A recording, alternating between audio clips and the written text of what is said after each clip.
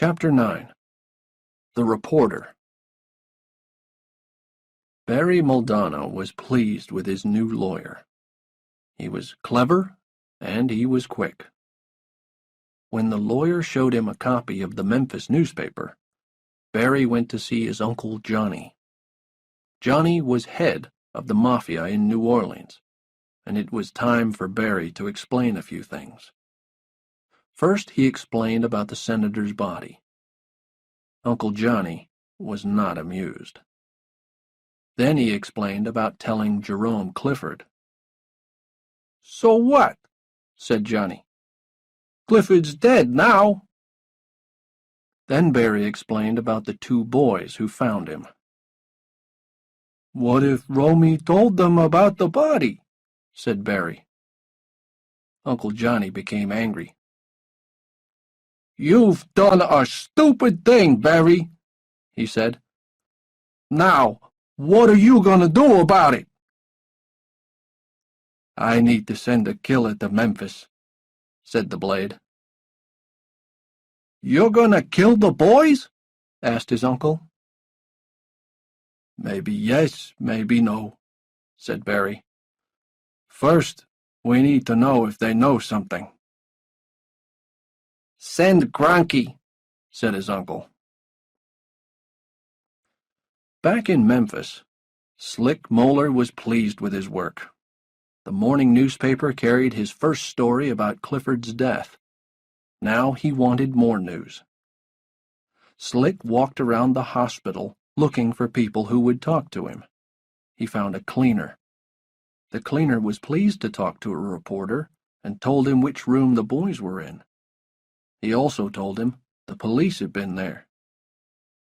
"The FBI have been here all day, too," said the cleaner. "And now the family's got a lawyer. Reggie someone. Don't know his other name." Slick waited near Ricky's room until Mark came out. "How's your brother?" he asked in a friendly way. "He's doing great," said Mark. "Who are you?" "I'm a reporter," said Slick. "I'm working on a story about Clifford. The cops say you know more about it than you're telling." "When's the story coming out?" asked Mark. "Maybe tomorrow," said Slick. Mark felt sick. "I'm not answering any questions." "That's fine," said Slick, and walked away. Mark sat down in a quiet corner and began to cry. Ricky was quiet again. His thumb was back in his mouth, and his eyes were closed. Diane turned as Mark came into the room. "Who's this lawyer, Mark?" she asked. "Why do we need her?" "I'm frightened, Mom. There are cops all over the place, and the FBI, and now there are reporters wanting to talk to me. We need a lawyer." "Lawyers don't work for nothing, Mark." "Don't worry, Mom. I paid her $1. "She's working for $1? She must be a great lawyer. What has she done so far?" "She met the FBI today, and she's meeting them again now. She's coming to talk to you tonight." "Mom, I need to tell you some things about me and Ricky." And Mark told Diane what he and Ricky had seen. "That's why Ricky's in shock," said Mark. "Will you explain to Dr. Greenway? It might help him to help Ricky." "Okay," said Diane. "You've done nothing wrong trying to help that man. But why did you lie to the doctor?" "Tell him I only just remembered," said Mark. "Tell him I was in shock, too, a bit like Ricky. But now I remember." "I'll tell him," said Diane. Chapter 10. The Mafia Arrive. The photos in Wednesday's newspaper were from the Willow Road school book. They were a year old, but they were the best Slick could find. Under the photos were their names: Mark Sway, Ricky Sway. The story told more about Clifford's death and said Ricky was in shock at St. Peter's Hospital. The story also said a lot about Mark: how he called 911 but didn't give his name, about his fingerprints in the car, and about the FBI wanting to talk to him. "You're famous," said a nurse, giving Mark the newspaper. "What is it?" said Mark, suddenly seeing his own face. He read the story slowly. "This is bad," he thought. "Now the Mafia knows where to find me." Mark was on his way to the cafe for breakfast. He gave the paper back and walked to the lift. The door opened, and he stepped in. It was empty. It was still early. At floor number 8, the lift stopped, and a man stepped in. He wore a white coat and jeans. Mark didn't look at him. He was tired of meeting new people. The door closed, and suddenly the man grabbed Mark. He had a knife. He pushed his horrible face near Mark's. "Listen to me, Mark Sway," he said. "I don't know what Jerome Clifford told you, but if you repeat a single word of it, even to your lawyer, I'll kill you. And I'll kill your mother and your little brother." Gronky was doing his job well. Mark was white with fear. "I know where you live," continued the man, "and I know where you go to school. You can't escape me. Understand?" Mark's eyes were suddenly wet. He nodded. "Yes, yes, yes." The lift was stopping again. "And if you tell anyone about me, I'll get you," said the man. And he disappeared. Reggie reached her office at 9. Clint made her a cup of coffee and gave her the morning newspaper. "Coffee's excellent," she said, as she opened the paper and saw Mark's picture. Suddenly, Mark himself was in the room, wet from the rain and out of breath. "What's the matter, Mark?" she asked. "How's Ricky?" "He's okay," said Mark. "Have you seen today's paper?" "I've just read it," she said. "Does it worry you?" "Of course it does." Clint came into the room with a hot drink for Mark. Mark thanked him and warmed his hands on the cup. "Are you ready to meet the FBI at 10? Asked Reggie.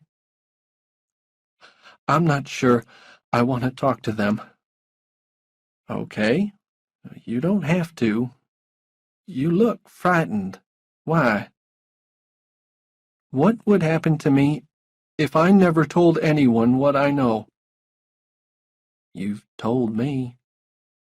"Yes, but you're my lawyer, and I haven't told you everything. Not where the body is." "I know, Mark." "So, what happens if I never tell?" Reggie had been thinking about this all night, but she still had no answer. Yesterday afternoon, when she met Foltrig, she saw that he would try everything possible to get Mark to talk. A lie could save Mark. One simple lie. But she was a lawyer, and she could not advise him to lie. Poor kid. "I think they'll try to make you talk," she said at last. "It's very rare, but I think the law can make you tell what you know to a judge." And if I refuse? Good question, Mark. If you were an adult, you could go to prison. I don't know what they'd do with a child. But if you lie to the judge, you could be in big trouble. If I tell the truth, I'm in bigger trouble.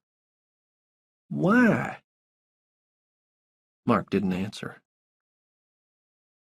Mark, at the hospital last night, you told me you were ready to talk to the FBI and tell them your story. Now you've changed your mind. Why? What's happened?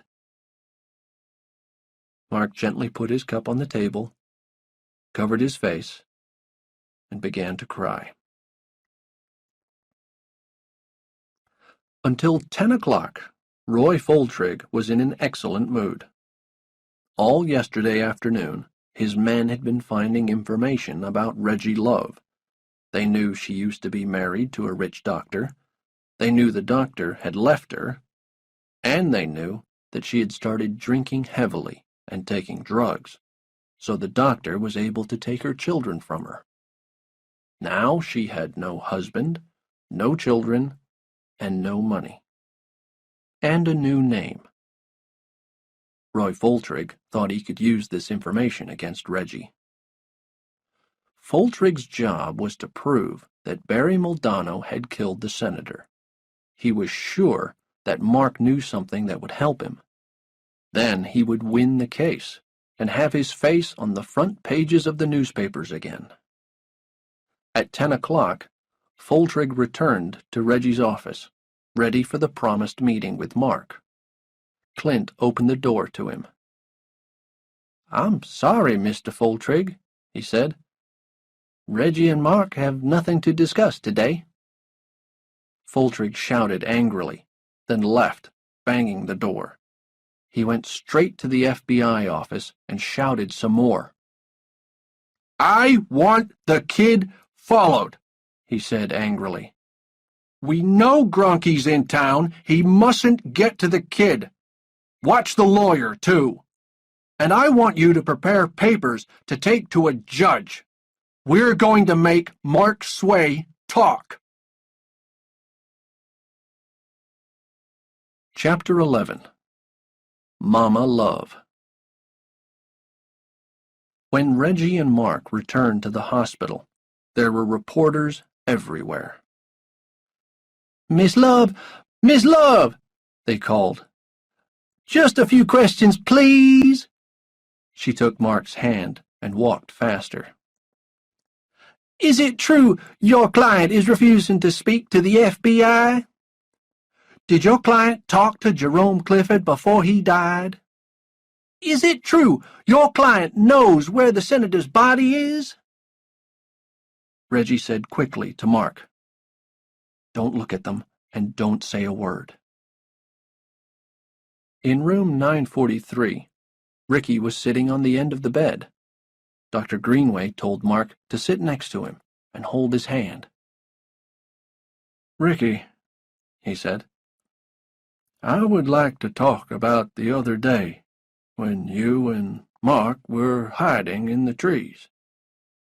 "It's okay, Ricky," said Mark. "He knows we were smoking. Mom's not angry with us." "I'm really cold," said Ricky. "Ricky, it's very warm in here," said Dr. Greenway. "Now, do you remember seeing the big black car?" "Yes," said Ricky quietly. "What did the big black car do, Ricky?" Ricky shut his eyes tightly, put his head on Mark's knee, and his thumb went into his mouth. He didn't speak another word for 24 hours. Reggie asked Diane if Mark could spend the night at her house. Diane agreed. So when Ricky was asleep again, they left the hospital in Reggie's sports car. It was old, but Reggie liked to drive fast, and that was fine with Mark. Mark watched the mirror closely to see if anyone was following them. "You think Mom and Ricky are safe?" he asked. "Yes. Don't worry about them. The hospital promised to keep guards at the door. Now, I wonder what Mama Love is giving us for dinner." Mama Love was Reggie's mother. She often had young guests to dinner. Most of Reggie's work was with children. Some had family problems, some had drug problems, and some had already started a life of crime. Reggie often decided that they needed good food at Mama Love's. "Mama Love's cooking is the best," she told Mark. And it was. Mama Love was half Italian, and she cooked food the old way. Everything was fresh and smelled perfect. They spent an hour at the table, talking and eating dinner. Dinner in the trailer never took more than 10 minutes. After dinner, Mama Love showed Mark some photographs. "Reggie's children," she said. "I never see them now. One's on drugs, and the other has big money problems. Their father took them and spoiled them. Reggie felt angry at first, but she's got a new life now, and tries not to think about it." Mark's bed was comfortable, and he fell asleep quickly. But around 2 o'clock he woke up and found himself worrying about Mom and Ricky. Why was he here? His place was with them at the hospital. He got up and stood at the window, thinking about the past 2 days. It had all started on Monday, after school. Now he had missed 2 days of school. When would it all end? As Mark looked into the dark night, he suddenly noticed a small red light. A cigarette. Someone was out there, in the street, smoking a cigarette. Though he couldn't be seen, Mark held his breath. Someone was watching the house. Gronky put out his cigarette and went to his car. The kid was not going to move tonight, and he had something to do. He drove to Tucker Trailer Park. Chapter 12. Things Get Worse. 7:30 a.m. was too early for Reggie, but she had to get Mark back to Diane. Clint called before they left. "Bad news, Reggie," he said. "Mark's picture is on the front page again. Slick Moeller has written another story."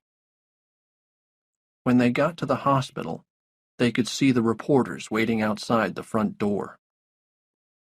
"Follow me," said Mark, and led Reggie through a side door to the kitchens and up the back stairs. "I know this hospital well now, don't I?" he said proudly. His smile dropped when he saw his mother. She was sitting in the hall with a cop next to her. She was crying hard. Mark ran to her. She grabbed him and held him tight. "Mark," she said, "our trailer burned down last night." "That's right," said the cop.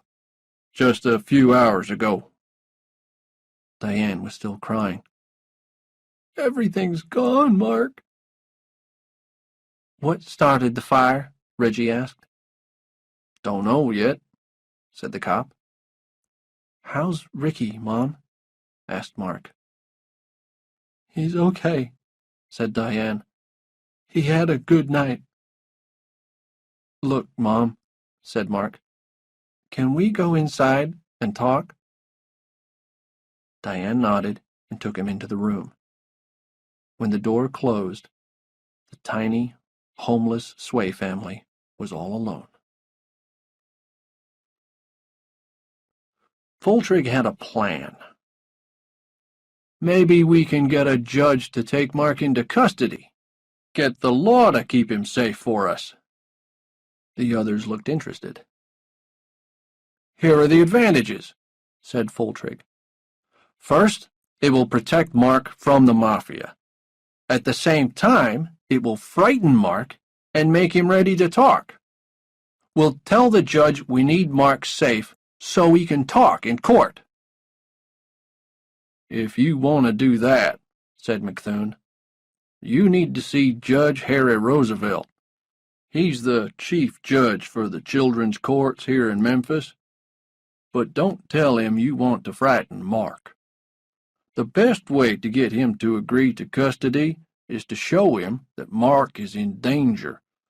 And if you want to get Mark into court, you will have to say he knows something that will help the Moldano case." "He knows something, all right," said Foltrig.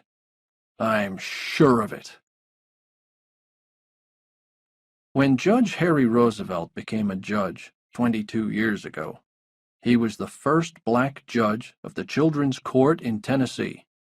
He was clever, he was kind, and he was wise. When he heard about the danger to Mark Sway, he thought carefully. He didn't like to do it, but he agreed to hear Mark in court and to take him into custody until then. He signed an order. "Take him into the children's prison," he said. "Give him a private room. Do not frighten him. I'll speak to his lawyer later today." Mark and Diane were in their room talking about the fire and all the things they had lost. They whispered because they didn't want Ricky to know about the fire yet. Ricky was awake. His eyes were open, but he was staring at the ceiling without saying a word or moving at all. There was something Mark didn't say to Diane, something that worried him. Maybe the fire wasn't an accident. Could it be another message from the man with the knife? Trailers didn't usually burn down at 4 o'clock in the morning. There was a knock at the door. Mark opened it. 2 men entered the room. "Memphis police here. Detective Nassar and Detective Clickman. Looking for Diane Sway?" And they handed Diane some papers. "These are from the Children's Court, Miss Sway," said Nassar. "We're here to take Mark Sway into custody now, ma'am. The judge wants to see him in court this afternoon." "What?" Diane shouted at Nassar, dropping the papers. "Judge's orders," said Nassar, picking up the papers. "You can't take my son!" shouted Diane. But they could, and they did, pulling him into the hall. Diane ran after them, grabbed Mark, and screamed. Nassar held Diane, and Clickman tried to pull Mark away. Diane kicked Clickman, and there was more screaming and fighting. In the middle of all this, Ricky appeared at the door. He stared at Mark, who was held by Clickman. He stared at his mother, who was held by Nassar. Everyone stared at Ricky. His face was white, and his mouth was open. "It's okay, Mom. I'll go," said Mark. "Look after Ricky. And call Reggie. Tell her to come to the prison." A lady in a uniform with Doreen on the pocket met them at the prison. She gave Nassar a paper to sign and asked Mark to empty his pockets.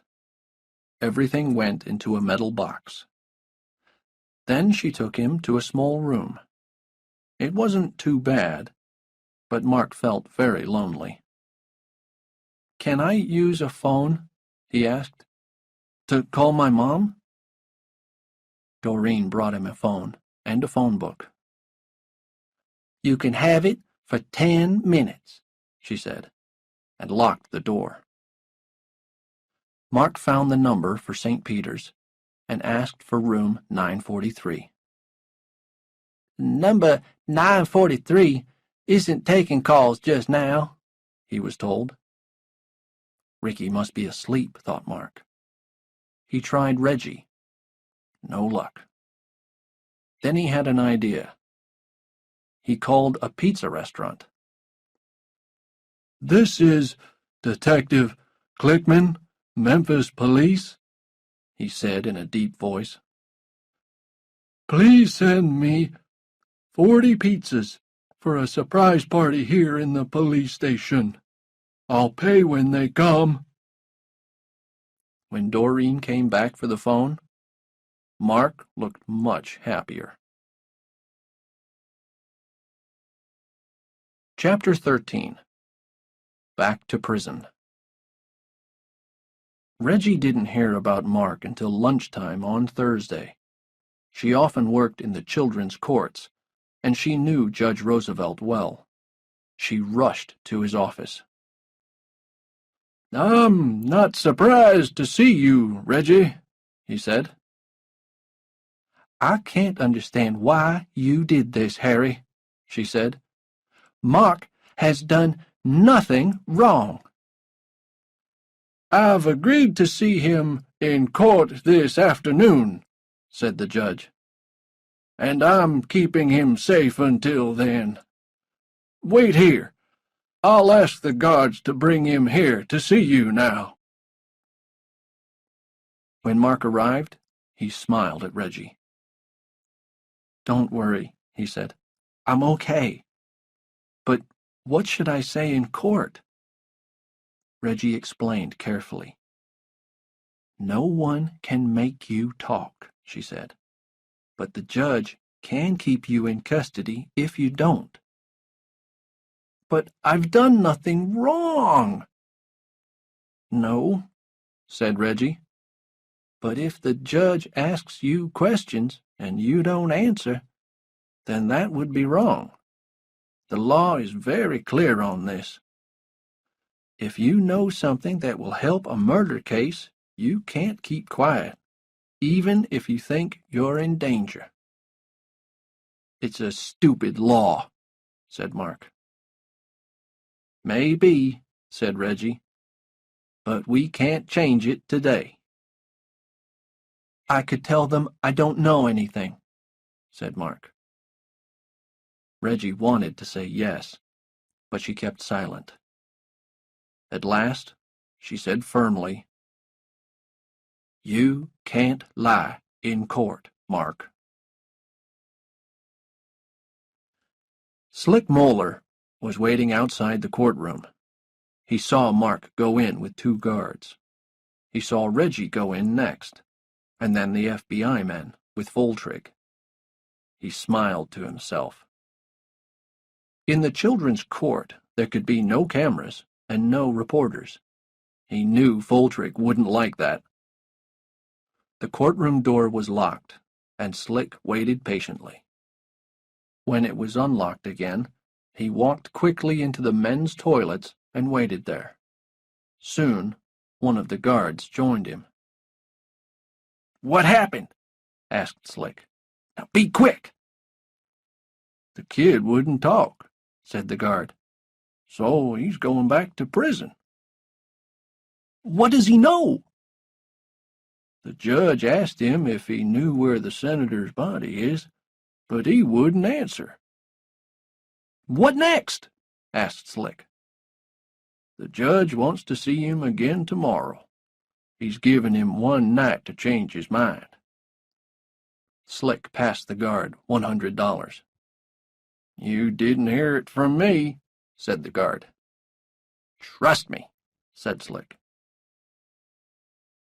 Foltrig was shouting again. "That no good judge," he said again and again. "That no good judge! He's too soft! I'm going back to New Orleans. This murder case is a New Orleans job. I can get Mark called to the courts in New Orleans. Then we can really make him talk." But the FBI had other ideas. When Foltrig had left, they asked for another meeting with the judge and Reggie.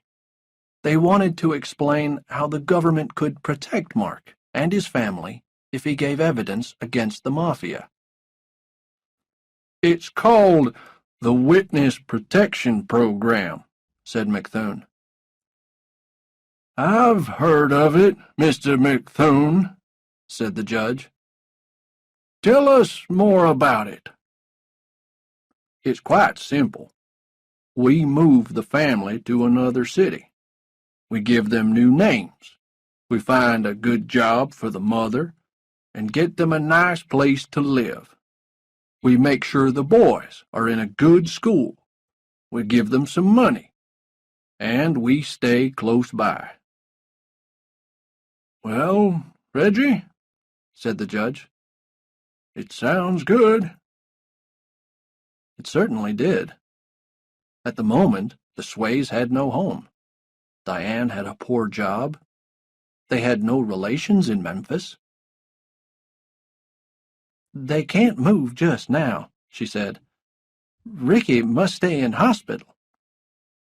"We've found a children's hospital in Phoenix that can take him right away," said McThune. "It's a private hospital, and of course we'll pay for it." "What do you think, Reggie?" asked Judge Roosevelt. "I'll talk to Diane about it," said Reggie. "Good," said the judge. "And see if she can come to court tomorrow. I'd like her to be there." "I'll try," said Reggie. Mark was also thinking about how to save his family. Doreen was surprised to see him back at the prison. "How long are you back for?" she asked. "The judge didn't say. I have to go to court again tomorrow." "How's your little brother?" Mark put on a very sad face. "He's probably going to die," he said. "No." "Yes," said Mark in a small voice. "He doesn't talk. He makes terrible noises, and he doesn't eat." "I'm sorry." "It's bad. I don't feel so good myself." "Poor kid. Anything I can get you?" "No, I just need to lie down." "Poor kid," she said again. "I'll keep an eye on you."